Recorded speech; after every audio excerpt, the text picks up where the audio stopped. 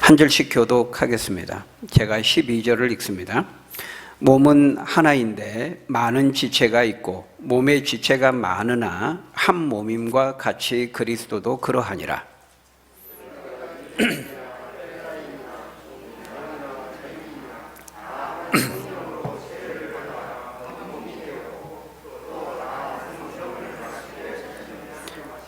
몸은 한 지체뿐만 아니요 여럿이니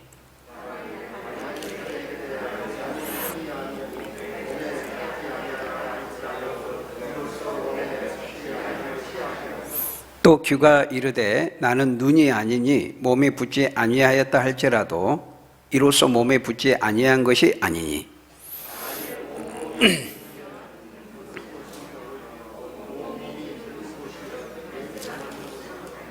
그러나 이제 하나님이 그 원하시는 대로 지체를 각각 몸에 두셨으니 이제 지체는 많으나 몸은 하나라.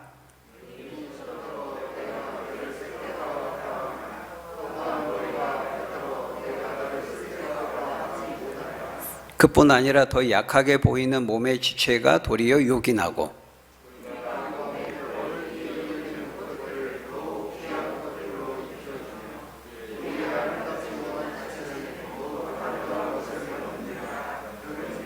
우리의 아름다운 지체는 그럴 필요가 없느니라. 오직 하나님이 몸을 고르게 하여 부족한 지체에게 귀중함을 더하사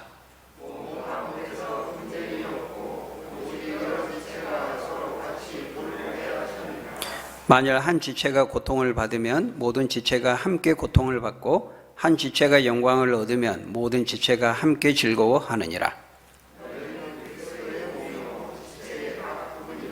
하나님이 교회 중에 몇을 세우셨으니 첫째는 사도요, 둘째는 선지자요, 셋째는 교사요, 그 다음은 능력을 행하는 자요, 그 다음은 병 고치는 은사와 서로 돕는 것과 다스리는 것과 각종 방언을 말하는 것이라.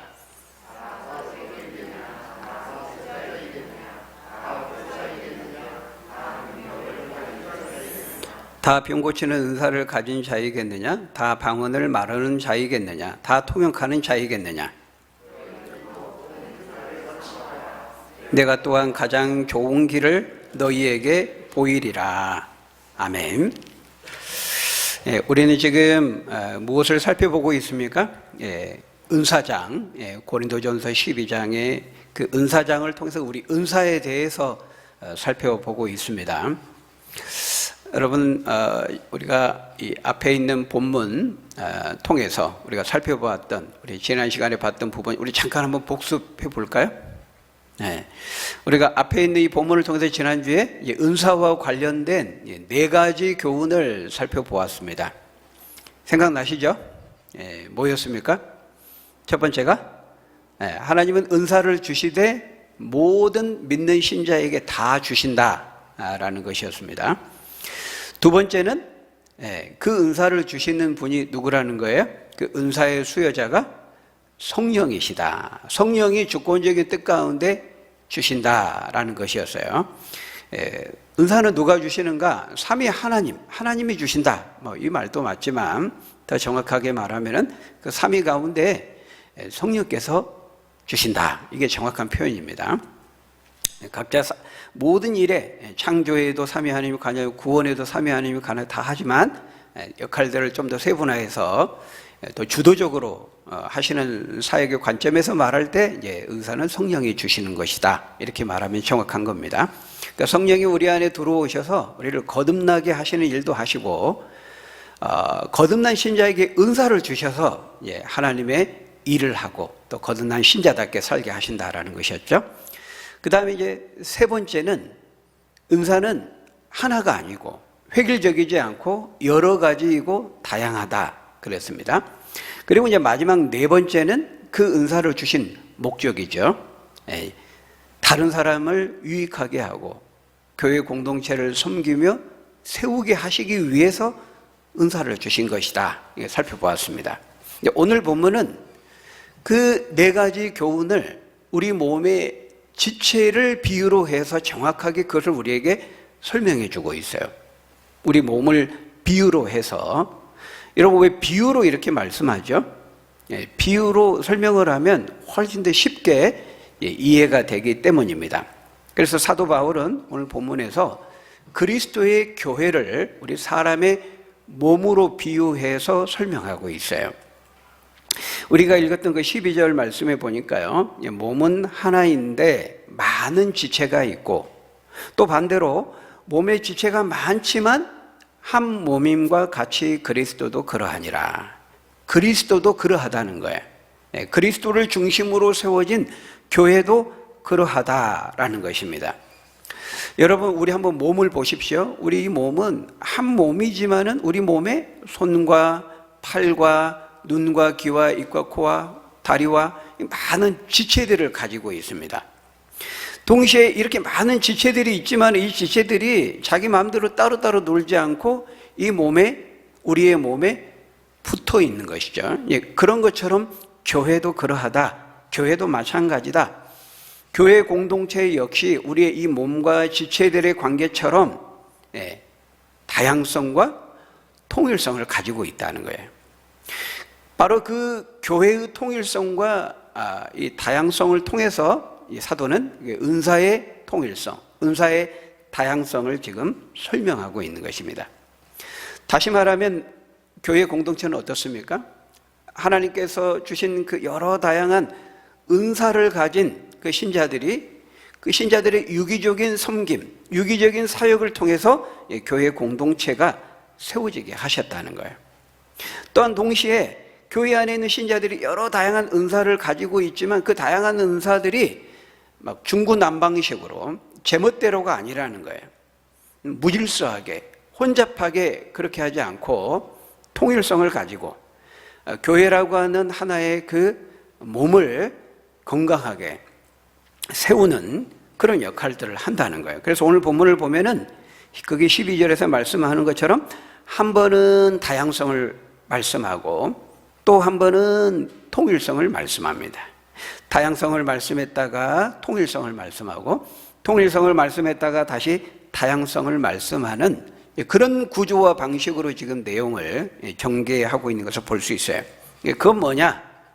바로 이 교회의 통일성과 이 다양성을 바르게 이해하는 건 굉장히 중요하다는 거예요.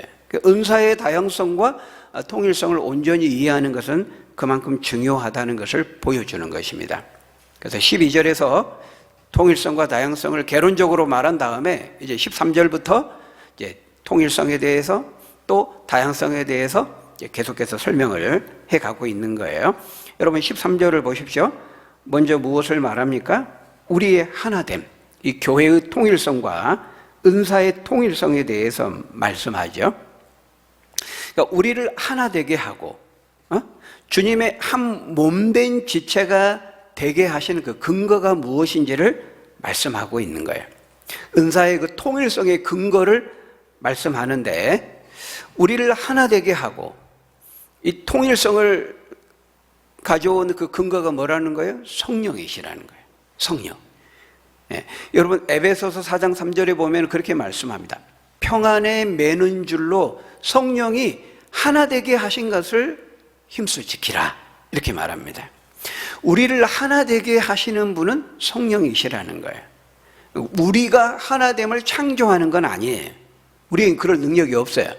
성령이 우리를 하나 되게 하셨는데 우리가 해야 될 것은 그 성령이 하나 되게 하신 것을 힘써 지키고 소중하게 여기고 보존하는 그런 일을 우리가 해야 되는 것이죠. 그래서 오늘 본문 13절에 보면은 그 하나됨의 근거와 통일성의 근거를 13절에서 이렇게 말씀합니다. 우리 13절 한번 같이 읽어볼까요? 시작. 우리가 유대인이나 헬라인이나 종이나 자유인이나 한 몸이 되었고 한 성령을 마시게 하셨느니라. 여기 보니까요, 우리가 주님의 한 몸이 된 것은 한 성령으로 세례를 받았기 때문이다 이렇게 말하고 있어요. 그러니까 성령이 우리를 한 몸 되게 하셨다는 거예요. 여러분 여기서 이 성령으로, 한 성령으로, 그 말은 동일한 같은 성령 이 말이거든요. 여러분 이 성령으로 세례를 받았다는 것은 우리가 성례 주일 때 하는 그 물세례라고 하는 그 의식을 말하는 게 아니에요. 그 말이 아니고 성령으로 세례를 받았다, 이 말은 성령이 부어졌다, 성령이 임하였다, 그런 말입니다. 그 오순절 마가의 다락방에 급하고 강한 바람처럼 성령이 임하죠. 불의 혀같이 성령이 임합니다. 그걸 말하고 있는 거예요. 우리가 박수 세례를 받았다 그런 표현 하잖아요. 연주자가 연주를 마치자 청중들이 우리와 같은 박수 세례를 보냈다, 이런 말 하잖아요. 박수 세례. 또는 어떤 정치인이 어떤 집회에 가서 반대자들에게 계란 세례를 받았다, 이런 표현 하잖아요. 그런 의미입니다. 성령으로 세례를 받았다, 이 말은 성령이 부어졌다, 성령이 임하였다, 그것을 말하고 있는 거예요. 그러니까 오직 모든 신자들에게 한 성령, 동일한 성령이 부어지고 임함으로 인해서 그 성령으로 인해서 그 성령이 매개가 되어서 우리가 한 몸이 되었다, 이렇게 말하고 있어요. 그래서 거기 13절의 표현을 보면 우리가 한 성령으로, 동일한, 똑같은 동일한 성령으로 세례를 받았기 때문에 한 몸이 되었다, 그렇게 말하고 있어요.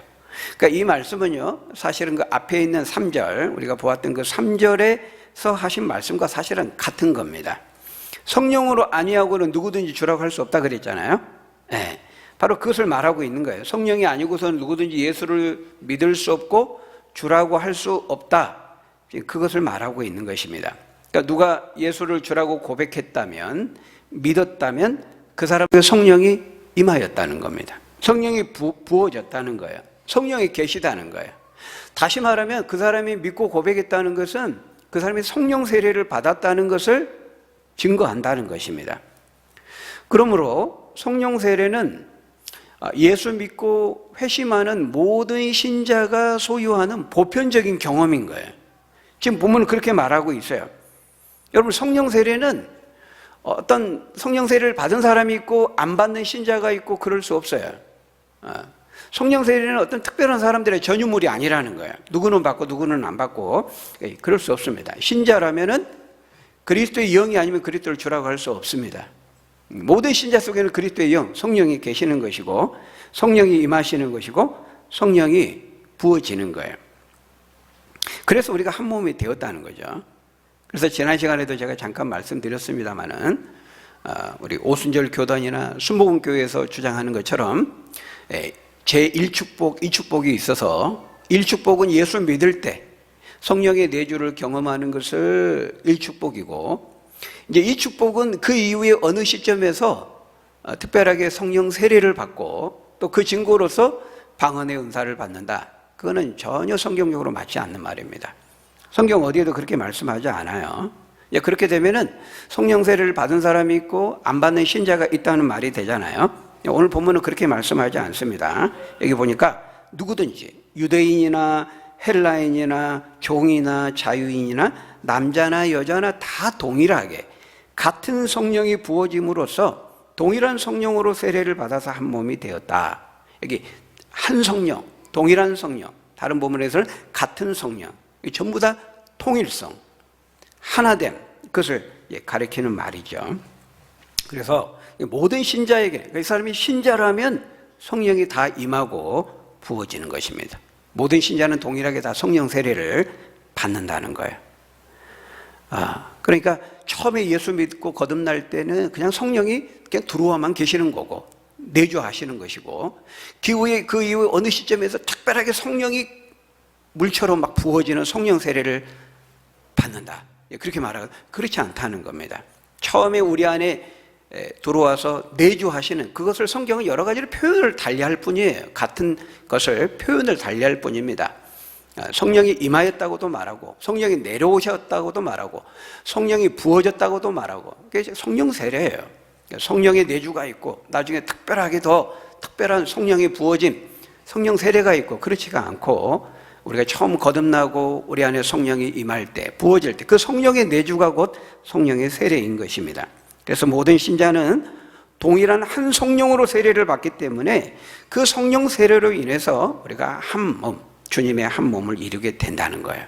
마찬가지로 우리가 다양한 은사가 있지만 여러 다양한 은사가 이렇게 중구난방이지 않고 혼자스럽지 않고 무질서하지 않는 것은 뭐예요?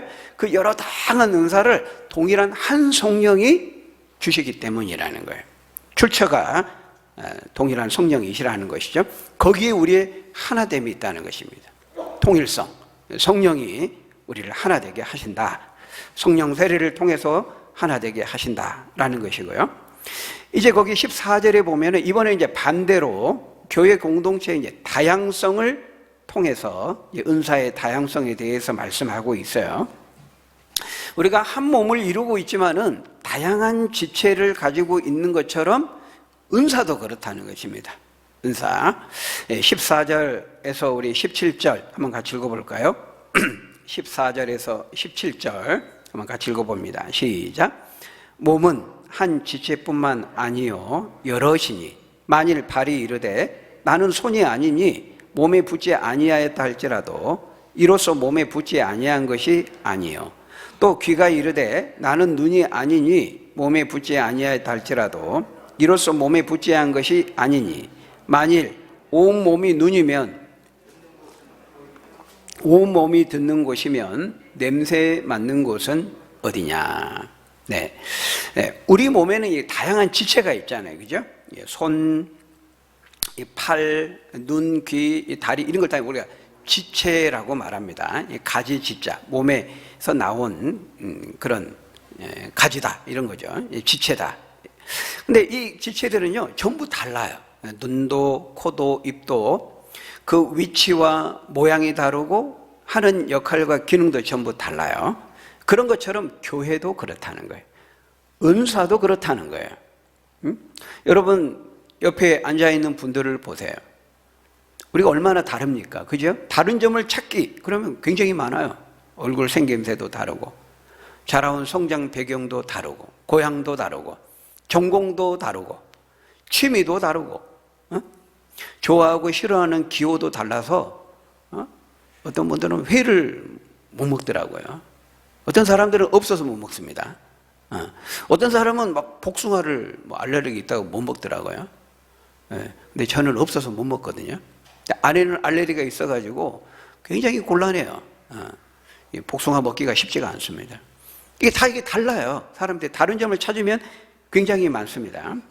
그런 것처럼 우리 몸의 지체들을 한번 보십시오.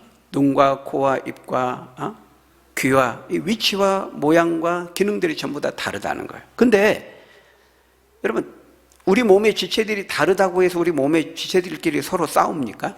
갈등이 있습니까? 그렇지 않다는 거예요. 다르지만 그 다름을 통해서 갈등이 일어나는 것이 아니고 조화와 합력을 통해 가지고 우리 몸의 건강을 유지하잖아요. 교회도 그렇다는 거예요. 은사도 마찬가지라는 겁니다. 그래서 여기 뭐라고 말씀합니까? 만일 온 몸이 눈이면은 듣는 곳은 어디고 만일 온 몸이 듣는 곳이면 냄새 맡는 곳은 어디냐? 여러분 생각해 보세요. 이 코에도 코 대신에 눈이 달려 있고 이 입에도 입 대신에 눈이 달려 있고 온 몸에 눈밖에 없다. 그럼 어떻게 될까요? 그건 사람이 아니죠. 괴물이죠. 영화에서나 나오는 살 수가 없어요. 인간이 온 몸이 다 눈밖에 없다 그러면은 보는 거는 잘하겠네요. 보는 거는 잘하겠는데 와 저거 맛있겠다. 보는 건 잘하는데 먹을 수가 없어요. 입이 없으니까 살 수가 없는 겁니다. 입을 통해서 음식을 이제 먹어줘야 힘이 되고 에너지가 되고 살 수가 있는데 온통 눈만 있다 그러면 살 수가 없는 것이죠. 이처럼 우리 몸에 있는 지체들이 서로 다르기 때문에 다양하기 때문에 우리 몸의 건강을 유지하면서 우리가 생존할 수 있다는 거예요. 교회도 마찬가지고 은사도 똑같다는 겁니다. 그런 점에서 은사는 모든 사람이 다 같은 한 은사를 가지면 안 되는 거예요. 그럴 수 없다는 거예요. 그럴 필요도 없고 그럴 수도 없고 그래서도 안 돼요. 하나님은 교회를 건강하게 세우기 위해서 그렇게 하시지 않는다는 거예요. 그래서 거기 29절 30절에서 말씀하잖아요. 다 사도겠느냐? 다 선지자겠느냐? 다 교사겠느냐? 다 능력을 행하는 자겠느냐? 다 병 고치는 은사를 가진 자이겠느냐? 다 방언을 말하는 자이겠느냐? 다 통역하는 자이겠느냐? 그럴 수 없다는 겁니다. 그래서도 안 되고 그럴 필요도 없고 그러면 안 된다는 거예요. 그래서 이거 예를 들면 어떤 특정한 은사, 모든 신자가 다 방언을 해야 되고, 그 집 키우는 개도 방언을 하는데 왜 방언을 못하냐고, 방언을 연습시키고 훈련하고, 그거는 성경 어디에도 없는 말이에요. 너무 잘못된 것이죠. 그러니까 모든 은사는 서로 달라야 돼요. 하나님이 각 사람에게 다르게 함으로써 고르게 하는 거예요. 건강하게 하고 온전케 하고 교회로서 교회의 기능을 하게 하신다는 거예요. 몸의 지체가 다 달라야 몸이 몸으로서 기능을 하는 것과 같다는 것이죠. 바로 여기서 네 번째 교훈, 은사를 주신 목적을 깨닫게 되는 거예요. 은사를 주신 목적이 뭐라고요? 그 사람의 유익이 아니라 다른 사람의 유익을 위해서, 교회 공동체의 유익을 위해서, 교회 공동체를 건강하게 세우기 위해서 은사를 주신다는 거예요. 그러니까 여러분, 손이 있는 거는요, 손 자체를 위하는 일은 하나도 없어요. 딱 하나 있다. 손 씻는 거. 그거는 좀 자기를, 손을 위한 것이지만 나머지는요, 손이 자기 자신을 위해서 하는 일은 없어요. 숟가락을 집어서 밥을 이렇게 입에 떠 넣어주고 음식을 입에 넣어주고 하는 거는 이제 그럼으로써 이제 몸이 건강하게 되잖아요. 그러니까 손은 몸의 유익을 위해 있는 겁니다. 손은 몸에게 봉사하는 거죠. 발도 마찬가지입니다. 발이 그 신발에 냄새 나는 그 냄새를 참으면서, 그러면서 이제 움직일 때, 땅을 내디딜 때 이제 원하는 곳까지 우리 몸을 옮겨주죠. 그리고 옮기면서 이제 건강도 유지하고 그런 겁니다. 그러니까 발이 몸을 위해서 봉사하는 거예요. 몸을 섬기는 거예요. 다른 지체들의 유익을 위해서 발이 섬기는 것이죠. 교회도 마찬가지고 은사도 마찬가지라는 것입니다. 우리 몸의 이런 지체들이 자기 자신을 위하지 않고 몸의 유익, 또 다른 지체들의 유익을 위해서 봉사하고 섬기는 것처럼 하나님께서 우리에게 은사를 주신 것도 똑같다는 거예요. 그렇기 때문에 은사를 가진 자가 그 은사를 인하여서 자기를 드러내고, 자기의 유익을 구하고, 자기를 자랑하고, 자기를 돋보이게 하고, 그것은 은사를 주신 목적이 아니에요. 성령은 그런 목적으로 은사를 주지 않는다는 거예요. 다른 사람의 유익을 위하고 또 봉사하고 섬기게 함으로써 교회 공동체를 건강하게 세우게 하시기 위해서 저런 각종 은사를 주신다는 거예요. 여러분, 왜 하나님께서 우리에게 성령을 통해 지금의 그 은사를 주셨을까요? 지금의 우리가 가지고 있는 그 은사를 주신 목적이 뭐죠? 성령의 기쁘신 뜻 가운데 그렇게 하신 거예요. 그래서 18절에 보면 뭐라고 말씀합니까? 그러나 이제 하나님이 그 원하시는 대로 지체를 각각 몸에 두셨다, 이렇게 말하고 있어요. 그러니까 하나님이 원하시는 뜻대로 눈은 여기에 있게 하시고, 코는 여기에 있게 하시고, 입은 여기에 있게 하신 거예요. 이런 모양으로 바로 그 위치에다가 하나님이 그렇게 두셨다는 거예요. 하나님의 뜻대로, 하나님의 주권적인 뜻대로 그렇게 하셨다는 거예요. 하나님이 성령을 통해 우리에게 은사를 주시는 것도 똑같다는 겁니다. 왜 저 사람에게 저 은사를 주시고, 왜 이 사람이 이런 은사를 주시고, 왜 나에게 지금의 이런 은사를 주셨는가? 그 은사가 그 사람에게 가장 적당하고 꼭 필요하기 때문에 주권적인 뜻 가운데, 기쁘신 뜻 가운데 그렇게 하셨다는 거예요. 여러분, 한번 생각해 보셨어요? 아니, 눈이 왜 입보다 위에 있을까? 왜 눈이 코보다 위에 있을까? 만약 입이 눈보다 위에 있다면 어떻게 될까? 입하고 코하고, 입하고 눈하고 위치를 바꾼다고 한번 생각해 보세요. 그러면 이제 입으로 뜨거운 음식물, 매운 거 이렇게 먹을 때 이제 흘러내릴 수가 있잖아요. 그럼 눈에 들어갈 거예요. 상식적으로 생각해 봐도. 그렇죠? 그러니까 다 이렇게 생각이 있으신 거예요. 눈썹이 왜 위에 있을까? 눈 밑에 있으면 안 되나? 우리 머리 감을 때 비눗물 딱 보면 이게 1차 방어선입니다. 방어선. 이 비눗물이 눈에 안 들어오도록 막잖아요. 그러니까 하나님 다 기쁘신 뜻이 있는 거예요. 그렇게 하신 것은 다 하나님의 기쁘신 뜻이 있는 거예요. 그러니까 우리 몸에 있는 이 모든 지체들, 왜 거기에, 왜 그런 모양으로, 그런 기능을 하게 하셨는가? 다 하나님의 기쁘신 뜻 가운데, 목적 가운데 그렇게 하셨다는 거예요. 그러니까 은사도 마찬가지라는 겁니다. 은사도. 그래서 여러분, 이 은사, 우리가 서로를 이렇게 비교해 가면서 원망 불평할 필요가 없어요. 우리가 늘 외모를 취하잖아요, 우리 인간들은. 그래서 외적으로 볼 때 좀 더 비범해 보이는 그 은사가 있어요. 고린도 교회 성도들도 그랬거든요. 오직 방언의 은사에 집착하고 방언의 은사를 높이고 그랬어요. 그래서 이런 방언의 은사, 신유의 은사, 예언의 은사, 눈에 외적으로 좀 드러나고 비범해 보이는 이런 은사들을 주목하고 그런 은사들을 높이고, 그래서 그런 것으로 어떤 우열을 정하고 열등의식과 우월의식을 갖고 비교, 원망, 불평했단 말이에요. 그럴 필요가 없다는 거예요. 그래서도 안 되고. 그러니까 하나님이 우리에게 주시는 선물은 우리는 감사함으로 받아야 돼요. 다른 사람과 비교할 필요가 없어요. 나에게 꼭 필요한 그것을 주신 거예요. 그래서 또 저 사람에게 주신 은사들을 또 존중해야 되는 거예요. 다 유익을 위한 거니까. 하나님이 기쁘신 뜻 가운데 그렇게 하신 거니까 우리가 원망하고 비교, 불평할 필요도 없고 하나님이 주신 선물이니까 범사에 감사함으로 받아야 되는 거예요.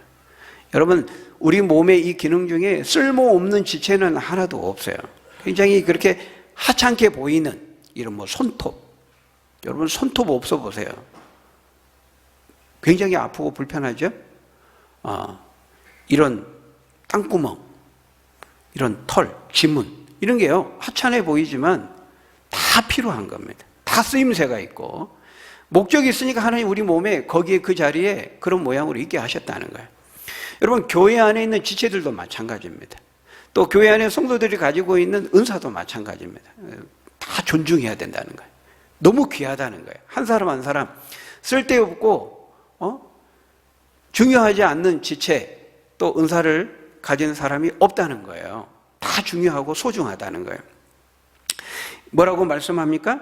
21절에서 23절 우리 한번 같이 읽어볼까요? 21절에서 23절 같이 읽습니다. 시작.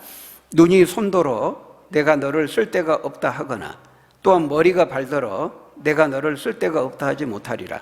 그뿐 아니라 더 약하게 보이는 몸의 지체가 도리어 요긴하고 우리가 몸에 덜 귀히 여기는 그것들을 더욱 귀한 것들로 입혀주며 우리의 아름답지 못한 지체는 더욱 아름다운 것을 얻느니라. 이렇게 말씀합니다. 그래서 우리 몸에 하찮아 보이는 거 다 필요하고 쓰임새가 있고 하는 것처럼 우리가 성도들 다른 지체들을 바라볼 때도 그렇게 봐야 돼요. 언젠가 한번 그 뉴스에 나왔잖아요. 여러분, 이 코털 있잖아요. 코털을 만만하게 보면 안 돼요. 이 코털 하나 잘못 뽑아가지고 거기에 세균이 침투해서 사람이 죽더라고요.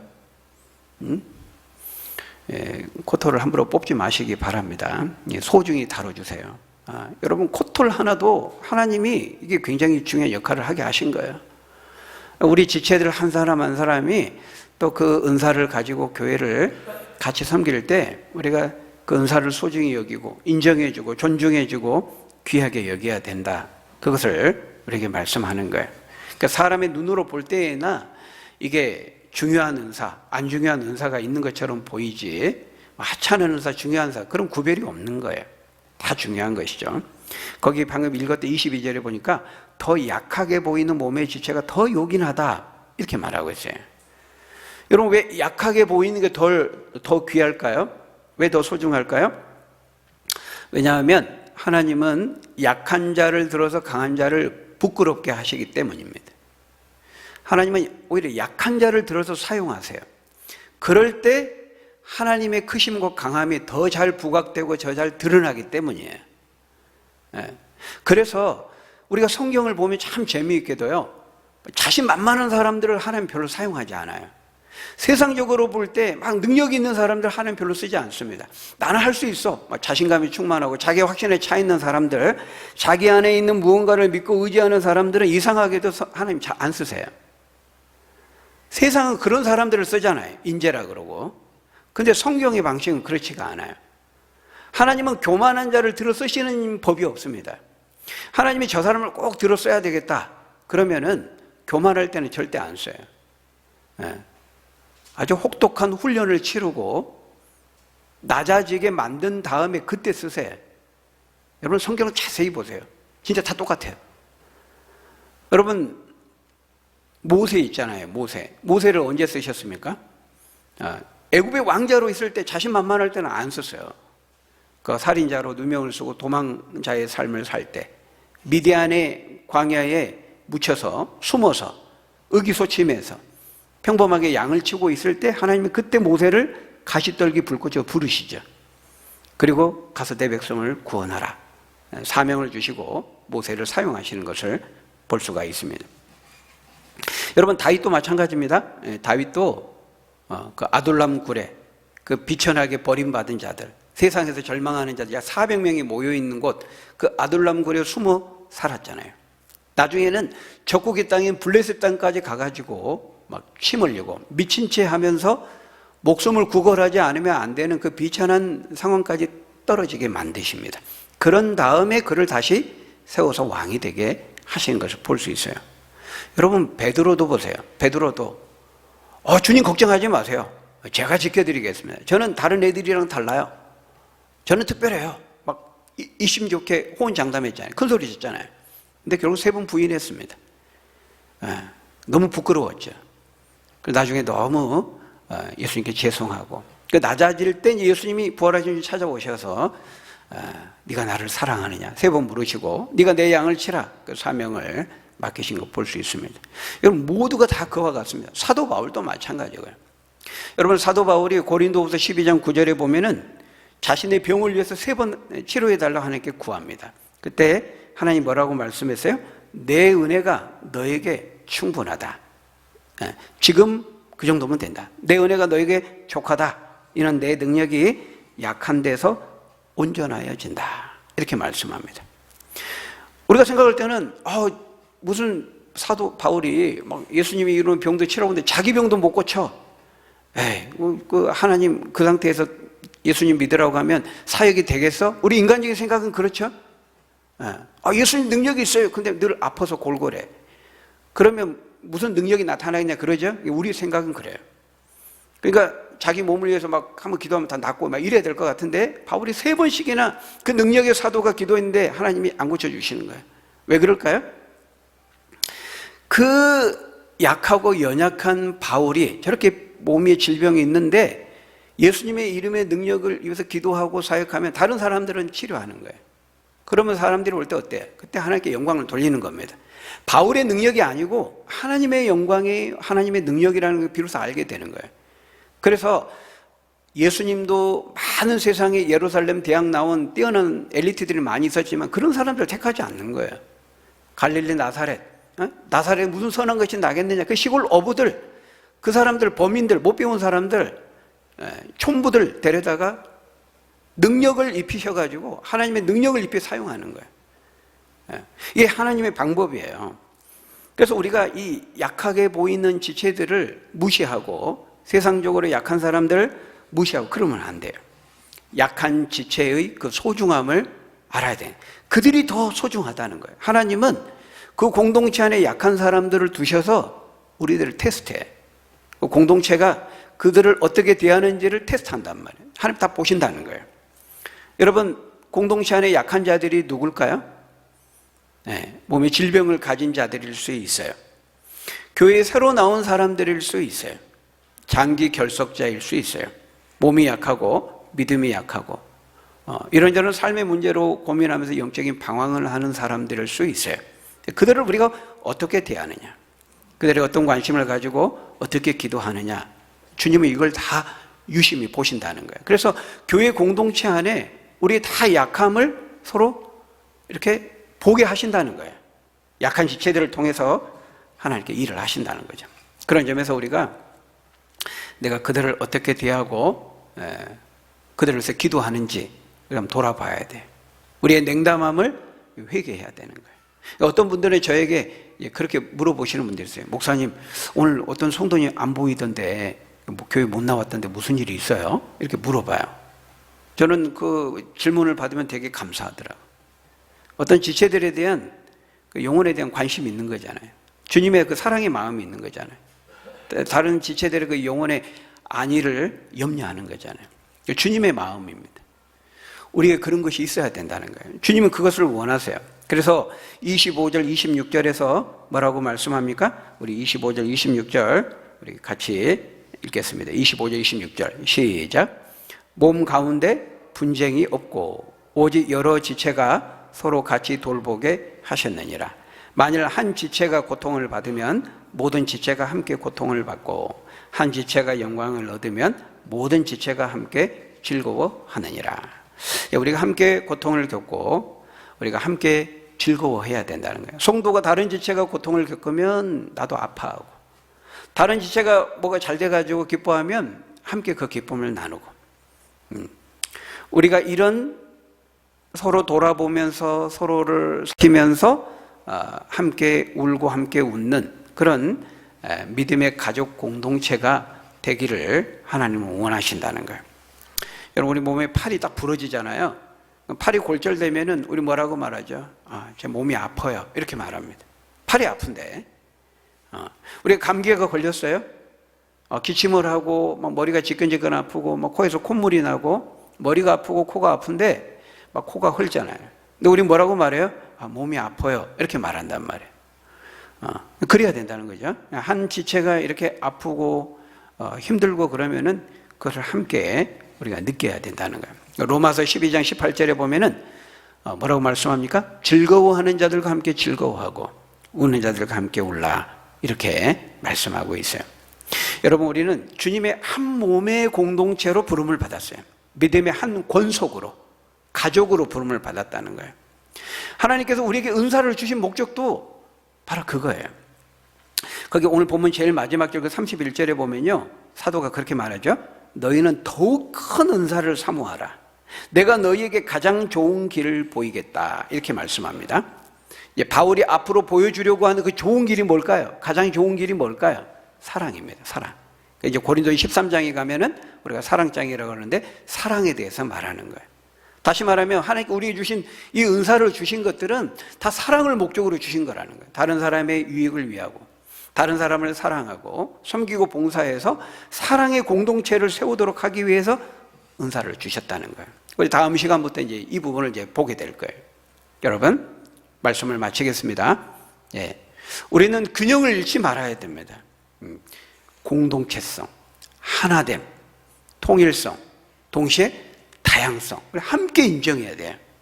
함께 존중해야 돼요. 여러분, 다양성만 인정하는 공동체라면 어떻게 될까요? 아주 개인주의화 될 거예요. 자기밖에 모르고 자기중심적인 공동체가 될 거예요. 너무 다양성만을 말하면. 반대로 여러분, 통일성만을 말하면 어떻게 될까요? 저 북한과 중국과 같은 그런 전체주의, 집단주의, 획일주의에 빠지게 될 거예요. 우리 신앙적으로 표현하면은 율법적인 공동체가 된다는 거예요. 그런 공동체는요, 늘 정죄합니다. 다른 사람들 비판하고 비난하고, 야, 나는 저기 봉사하러 나왔는데 너 왜 안 나왔어? 나 전도할 때 왜 너는 안 해? 이런단 말이에요. 다른 사람들의 어떤 상황들, 어떤 그런 부분들을 이해하지 못하고 배려하지 못하고 늘 이제 정죄하고 비난하는 거예요. 통일성만을 너무 강조합니다. 그러니까 그 두 가지를 우리가 균형을 잘 이루어야 돼요. 한쪽으로 치우치면 안 돼요. 좌로나 우로나 치우치면 안 돼요. 주님은 우리에게 이 공동체성을 강조함과 동시에 또 다양성을 인정하고 존중해야 될 것을 말씀하고 있습니다. 바라기는 저와 여러분들이 서로 돌아보아서 사랑과 선행으로 격려하면서 하나의 공동체됨을 우리가 늘 잊지 않되, 그러나 서로의 그 다양성, 서로의 다름 우리가 인정하면서 평안을 맺는 줄로 성령의 하나 되신 것을 힘써 지키고 사랑과 선을 격려해서 하나님이 기뻐하시는 그런 공동체를 이루는 저희 여러분들이 다 되시기를 예수님의 이름으로 간절히 축원합니다. 기도하겠습니다. 아버지 하나님, 우리를 한 몸으로 부르시되 또 몸의 지체로 우리를 서로 다르게 하셔서 그 다름을 통하여서, 그 차이를 통하여서 서로 조화를 이루고 또 합력해서 선을 이룰 수 있도록 주님의 한 몸 된 공동체를 이루고 서로 사랑하고 섬기고 사역할 수 있도록 인도해 주시니 감사합니다. 우리 공동체를 향한 그 은사를 통한 하나님의 뜻을 잘 헤아려서 우리 하나됨과 그 다양성을 조화롭게, 아름답게, 건강하게 이루어가는 성도가 되고 그런 공동체 세워갈 수 있도록 하나님 축복해 주옵소서. 예수님 이름으로 기도하옵나이다. 아멘.